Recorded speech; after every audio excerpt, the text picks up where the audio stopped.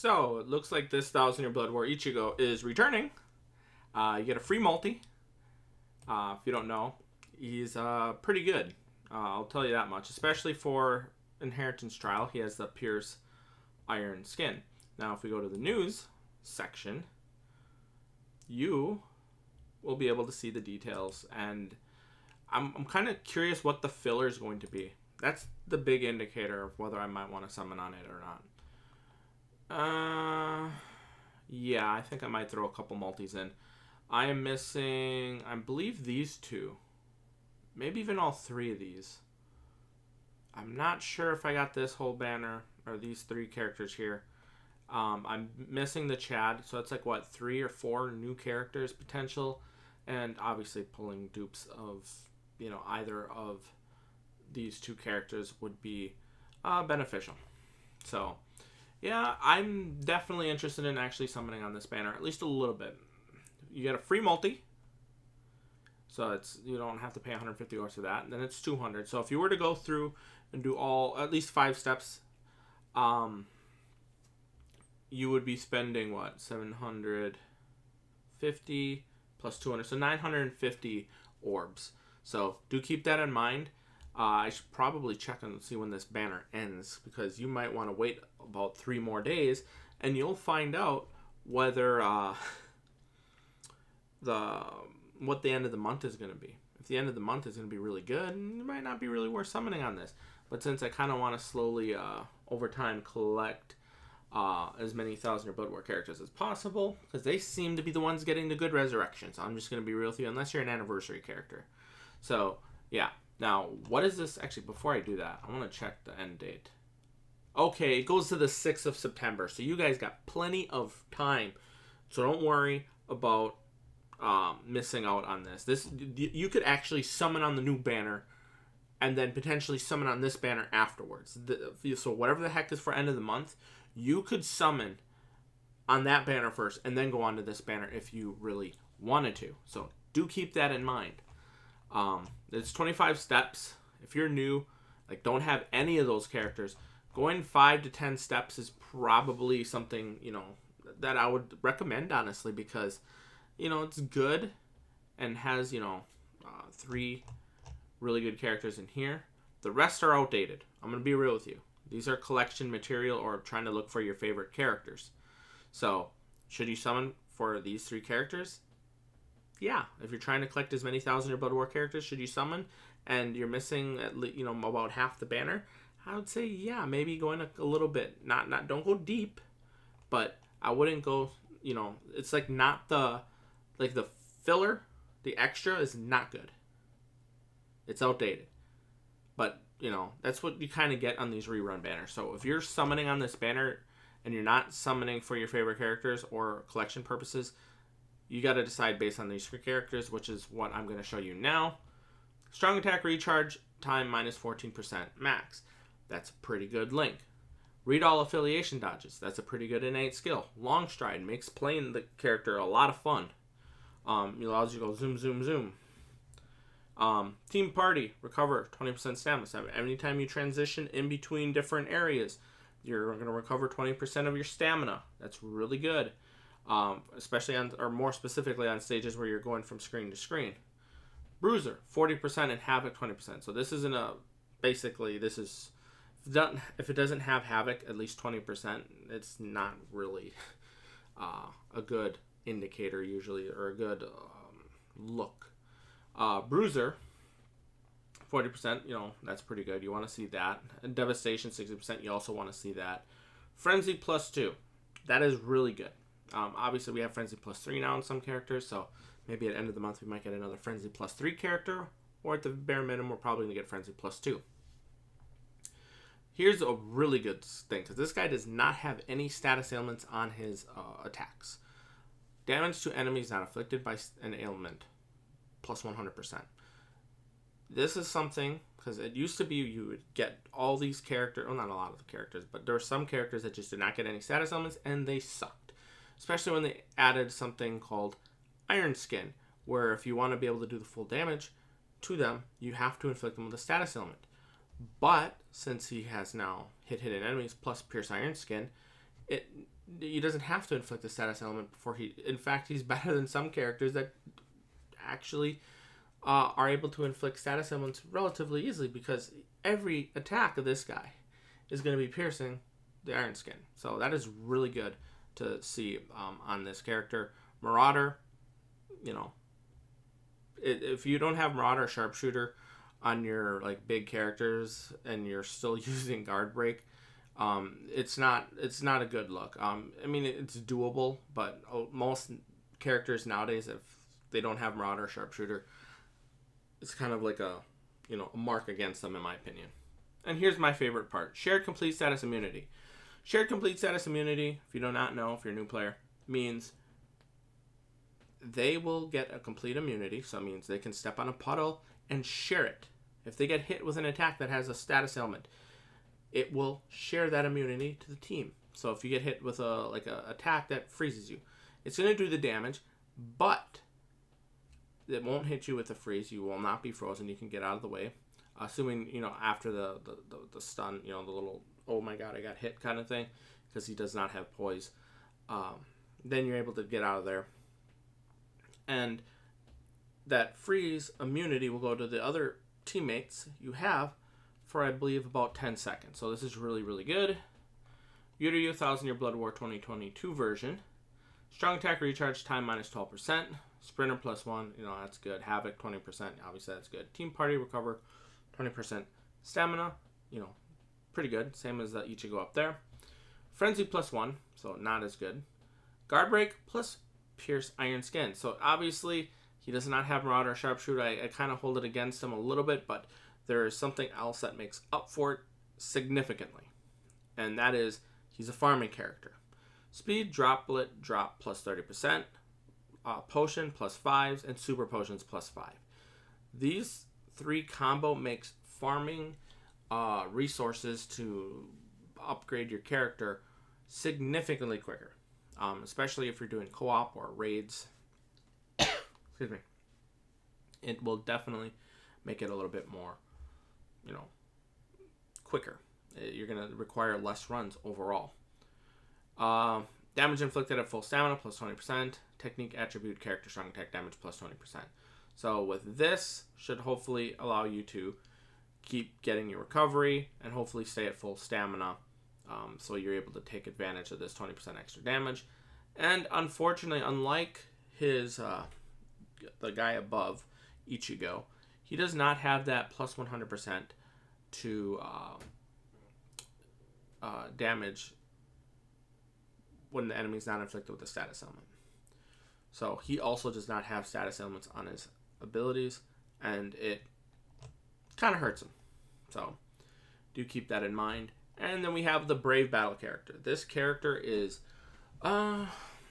he's pretty good. Damage taken minus 16%, weaken duration minus 100%, poise plus 1. So he's going to be immune to weaken. That means that's one of the major status elements you have to worry about in Brave Battle. So the fact that he's immune to it, that's beneficial to him. Poise, obviously, that means if he gets hit, he doesn't get stunned or startled or whatever the heck you want to call it. So he's able to go up and still pound on him even though he got hit. Sprinter plus 1. They should have at least something like that. So that's nothing super like, oh my god, you must have that kind of skill, but it's nice. Flurry plus 1. That's really good. That means his NAD strength's got an extra hit. So every time he hits with a NAD attack, which is a normal attack damage, not a strong attack or a special, he's going to be hitting an extra hit per attack. He also gets the damage to enemies not inflicted by ailment 100%. So that is definitely really good. He has long reach, so his attacks reach further. Berserker, 60%. Enhancer, I can't remember what the heck that does. Oh, I think it is that like part of like the. Does he have like a second strong attack that's like really good? I'm gonna have to go check that out real quick in the menu or the album after this to be 100% sure, because I think that's what it might be. Guard Break plus hit hidden enemies. That's pretty good. It's a PvE skill. You're not going to really be using the hit enemies in Brave Battle. Oh god, that would be annoying as shit. Can you imagine they add hidden enemies where they, instead of making it where uh, Yamamoto is. Oh no, that would be like a Quincy thing, wouldn't it? Imagine they add a new skill where they kind of hide in the shadows and you can't hit them, but they're able to hit you, or like they get like a sneak attack on you. So I don't know. Maybe it's not as strong as I thought. Actually, now I think about it, because it's not like the you just get a surprise attack, which could be significant depending on the thing. So could be good, probably not, to be honest. Pierce Barrier, that's a typical PV Brave Battle skill, which some characters have a little shield that gives a 10, so you got to hit them 10 times before you break the barrier. Well, Pierce Barrier just goes through that and ignores the barrier. Prevent Last Ditch Survival, stops them from being able to revive. At half stamina, you're going to get decreased damage taken by 50%, and he has Booster. So I'm assuming, I'm not 100% sure what Enhancer does, but I wonder if it's in conjunction with the Booster. And if you're looking at this, these characters suck. They might have good kits that make them fun, but their skills are outdated. And their resurrection is probably not going to be that great. I'm going to be real with you. They're going to be better than most, and they might be usable as links. And some of them, if they already have a good kit, might actually be fun to play still. But overall, a lot of these characters are very outdated. So I'm going to go check up here, because I believe I should have the character pool. And you can do this too. Click on character pool up there. Scroll down, and you will get a list of the characters you own. So yeah, see, look, 1, 2, 3, 4, 5, 6. Okay, yeah, I'm going probably 5 steps on this matter. Obviously because of Chad. That's one of the reasons. But because I'm missing this many, like, these characters are going to get resurrected, and I don't know if any of them are going to get any good links. Because people look at these characters and like, oh, they're crap, they're not worth summoning for. But, maybe a good link, like, that wouldn't be that bad. I don't need like 5 copies of them or anything like that. I just get as many new 5 stars as possible. That would be nice.